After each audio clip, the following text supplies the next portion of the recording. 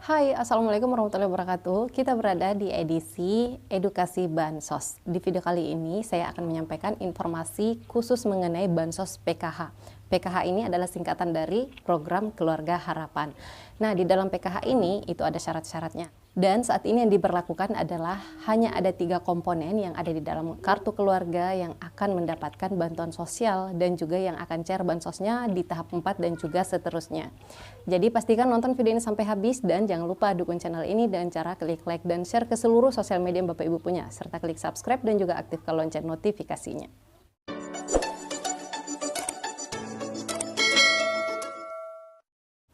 Baiklah, langsung saja. Yang namanya program Keluarga Harapan ini adalah bantuan sosial tunai bersyarat, yang mana bantuan sosial ini itu diberikan kepada masyarakat yang tergolong layak bantu secara sosial ekonomi, tapi yang terdaftar aktif datanya di dalam DTKS atau Data Terpadu Kesejahteraan Sosial, dan datanya padan antara DTKS dan juga data kependudukannya di Dukcapil. Jadi tidak semua masyarakat yang tergolong layak bantu secara sosial ekonomi bisa mendapatkan bansos PKH ini, karena datanya harus berada di dalam DTKS dulu dan juga harus padan atau valid datanya antara DTKS dan juga Dukcapil. Nah, mengenai tata cara agar dapat masuk datanya ke dalam DTKS, next video akan saya bahas khusus mengenai tata cara yang terbaru.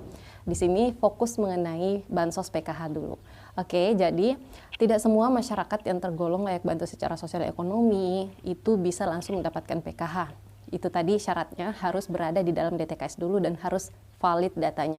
Nah, selain itu ternyata bukan hanya harus valid datanya juga dan harus berada di dalam DTKS, tapi karena bansos PKH ini adalah bantuan sosial tunai bersyarat, berarti ada syarat-syaratnya dan juga ada kriteria agar masyarakat ini yang tadinya sudah terdaftar di dalam DTKS dan juga terbilang layak bantu secara sosial ekonomi bisa mendapatkan PKH. Salah satu syaratnya yaitu harus memiliki komponen ini dulu, ketiga komponen ini dulu. Berbeda dengan bansos-bansos lainnya seperti BLT BBM atau BLT minyak goreng yang waktu itu atau BLT dana desa dan juga program bantuan sembako atau BPNT sembako itu tidak harus memiliki komponen. Nah, PKH ini berbeda sendiri, harus memiliki komponen terlebih dahulu. Nah, komponen di dalam PKH ini itu ada 3 kriteria komponen yang bisa masuk di dalam kriteria penerima bantuan sosial program Keluarga Harapan. Dan besaran bantuan sosial yang dapat diterima oleh masyarakat tersebut yang memiliki 3 kriteria komponen ini tadi itu juga jumlahnya berbeda-beda tergantung pada komponennya. Nah, ketiga komponen yang dimaksud ini, yang pertama yaitu adalah komponen kesehatan. Komponen kesehatan ini terdiri dari ibu hamil atau nifas, dan juga anak usia dini. Nah, anak usia dini yang terhitung di dalam komponen PKH ini yaitu anak yang usianya 0 sampai dengan berusia 6 tahun. Kalau usianya sudah 6 tahun lebih sehari atau lebih beberapa jam pada saat didaftarkan PKH itu tidak terhitung lagi sebagai komponen kesehatan, tapi akan masuk pada komponen pendidikan anak SD. Dan juga komponen ibu hamil atau nifas. Jadi ibu hamil ini terhitung di dalam satu keluarga yaitu maksimal kehamilan kedua di dalam kepesertaannya sebagai keluarga penerima manfaat program Keluarga Harapan. Jika selama kepesertaannya itu hamilnya sudah melebihi 2 kali, maka itu tidak bisa terhitung lagi sebagai komponen kesehatan atau komponen ibu hamil. Nah, pada saat ibu ini baru saja habis melahirkan, dia kan akan menjalani masa-masa nifas dulu ya, yaitu sekitar 40 hari atau lebih sebulan. Jadi pada saat ibu ini baru melahirkan, itu akan terhitung lagi sebagai komponen nifas, ibu nifas. Ditambah lagi dengan anaknya baru lahir, komponen anak usia dini. Jadi nanti ibunya ini terhitung sebagai komponen ibu nifas, anaknya juga akan terhitung sebagai komponen anak usia dini. Dan untuk besaran bantuan sosial yang diterima sebagai komponen kesehatan ini tadi, yaitu ibu hamil atau anak usia dini, itu paling besar jumlah bantuannya dibandingkan dengan komponen-komponen lainnya, yaitu sebesar Rp750.000 per tahap. Dikalikan 4 kali dalam setahun, yaitu besaran bantuan yang akan diterima per tahunnya sebesar Rp3 juta. Nah, kenapa komponen kesehatan ini itu jumlah bantuannya jauh lebih besar dibandingkan komponen-komponen lainnya? Itu alasannya karena ini kan menyangkut kesehatan ya, komponen kesehatan namanya. Dan seperti yang kita ketahui, usia 1000 hari pertama kehidupan itu kan sangat penting banget, yaitu usia dari 0 sampai dengan usia 2 tahun. Dan pada saat usia-usia 1000 hari pertama kehidupan ini, di sana sangat dibutuhkan sekali nutrisi yang cukup, perawatan yang baik juga agar dapat menunjang kehidupan manusia ini, agar kedepannya bisa menjadi anak yang sehat dan kuat serta cerdas. Jadi itulah sebabnya untuk jumlah bantuannya itu lebih besar dibandingkan komponen-komponen yang lainnya.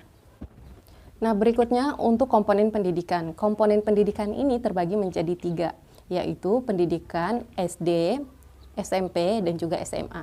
Dan jumlah bantuan yang akan diterima oleh komponen pendidikan ini juga berbeda sesuai dengan tingkatannya, yaitu komponen anak SD, jumlah bantuan yang akan diterima per tahapnya per satu kali terima yaitu sebesar Rp225.000, sedangkan untuk komponen anak SMP yaitu sebesar Rp350.000 dan untuk komponen anak SMA yaitu sebesar Rp500.000.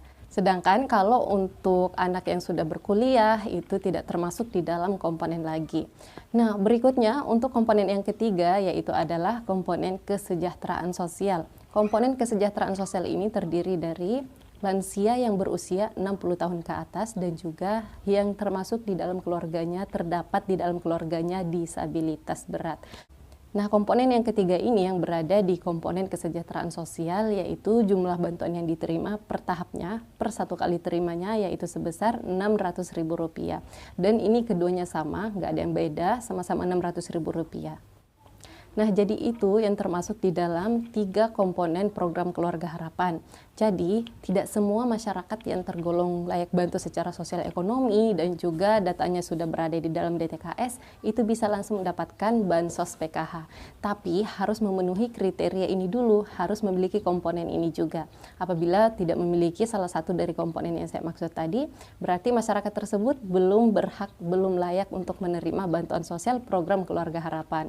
Tapi kalau untuk bansos-bansos lainnya seperti bansos BPNT, program sembako atau BLT dana desa dan juga BLT lainnya itu masih layak menerima karena bansos-bansos yang lainnya selain PKH itu tidak harus memiliki komponen dulu. Nah, ini juga telah menjadi salah satu penyebab bansos PKH-nya masyarakat itu yang tadinya terima, tiba-tiba tidak terima lagi. Nah, ternyata ada beberapa yang disebabkan karena ternyata komponennya itu sudah selesai, sudah habis. Yang mana mungkin yang tadinya pada saat dia baru saja terdaftar sebagai penerima bansos PKH, itu anaknya sudah SMA. Seiring berjalannya waktu, karena anaknya sudah naik kelas, akhirnya lulus, sehingga dinyatakan komponennya sudah habis dan tidak memiliki komponen lagi dan tidak termasuk lagi sebagai masyarakat yang memenuhi kriteria sebagai penerima bansos PKH. Itulah sebabnya bansosnya diputuskan otomatis dari pusat karena sudah terbaca otomatis di pusat bahwa anaknya ini sudah tidak memiliki komponen lagi. Nah, lalu ada pertanyaan bagaimana kalau misalnya di dalam satu kartu keluarga ini ternyata memang sudah tidak memiliki anak sekolah lagi. Tapi ada cucunya yang masuk di dalam satu kartu keluarga. Berhubung karena orang tuanya mungkin sudah tidak ada lagi atau mungkin sudah broken home gitu. Akhirnya anaknya ini terpaksa ikut dengan neneknya. Nah, karena neneknya ini terbilang tidak mampu, akhirnya dia masuk ke dalam DTKS. Dan di dalam kartu keluarganya itu ada yang layak sebagai komponen, tapi statusnya di sana hubungannya bukanlah anak, melainkan itu adalah cucu.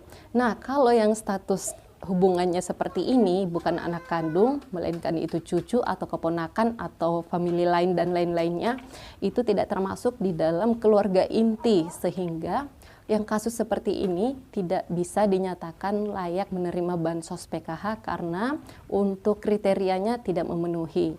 Sebab yang dimaksud di dalam komponen PKH ini itu hanya khusus keluarga inti saja. Di luar dari keluarga inti, yaitu anak kandung, itu tidak bisa dijadikan komponen. Karena banyak sekali kasus-kasus yang seperti ini ya. Yang dimasukkan di dalam kakaknya itu adalah cucunya. Emang sih layak bantu, dan cucunya ini juga terpaksa ikut sama neneknya karena orang tuanya sudah mungkin pisah, atau bahkan ada beberapa yang sudah meninggal. Tapi ya mau gimana lagi, namanya juga sudah aturannya seperti itu, dan walaupun dipaksakan seperti apapun itu tetap terdeteksi di pusat karena yang namanya DTKS dan juga Dukcapil ini sudah sinkron, sudah diintegrasikan, jadi akan otomatis terbaca di pusat kalau itu bukanlah anaknya, melainkan adalah cucunya atau family lain. Nah, baiklah, itu tadi ada 3 komponen PKH yang bansosnya bisa cair di tahap 4 yang akan datang ini, dan juga seterusnya nanti insya Allah jika datanya tetap valid antara DTKS dan juga Dukcapil serta Dapodik atau EMIS. Baiklah, sampai di sini dulu informasi yang dapat saya sampaikan di video kali ini. Semoga video ini bermanfaat. Buat yang lainnya yang mau bertanya seputar bantuan sosial, bisa langsung tulis komentarnya di bawah video ini. Terima kasih banyak yang sudah menonton video ini sampai habis, dan sampai ketemu lagi dan saya di video selanjutnya. Wassalamualaikum warahmatullahi wabarakatuh.